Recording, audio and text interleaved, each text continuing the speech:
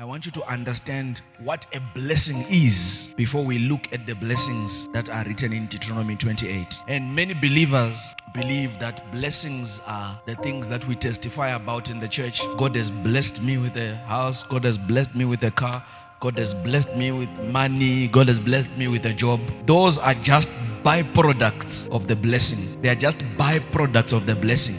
So we make a mistake on focusing on the byproduct instead of focusing on the original blessing that brings forth the byproduct into manifestation. So many of us, we focus on the byproduct and we miss out on what a blessing is. Every time when God blessed someone, or when a person who has a spiritual authority blesses someone, it was only when they spoke a word. So a blessing is a spoken word. A blessing is a spoken word. So all these material things that we now receive later on are a result of a word that has been spoken. We miss out on the blessing we are supposed to receive because we ignore the word that has been spoken. We want to just receive the end result or the final product. A wise believer, listen to me very carefully, when they meet any servant of God or any person, whether male or female, that has spiritual authority, a wise believer asks for a word.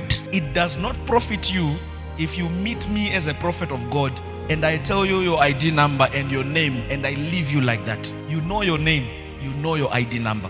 What is important is the word that I'm going to speak over your life. That is the blessing. I can tell you things you have gone through for the past 10 years and what you ate today and how you left your house today and the clothes, the washing, the laundry you left on the bed before you came to church. I can tell you about all those things, but they won't profit you if I don't give you a blessing. So sometimes what we call prophecy, I'm telling you your history. I'm telling you what is affecting you. But if I leave you there and I don't speak a blessing over your life, you might remain the same person you came here. So a word is very important because what a blessing does, it rewrites the story of the situation you are in. If you go back to the scripture says, for he sent forth his word and healed them. So which means the words that he spoke were a blessing that manifested into healing. God did not need to be in a certain place for a person to be healed. A word was only spoken. The same applies with a curse. So every word that is spoken provokes the supernatural to manifest in our lives. So if I speak a negative word over your life, the evil forces and those spiritual forces of darkness, they take advantage of the negative word and then it becomes a what? A curse.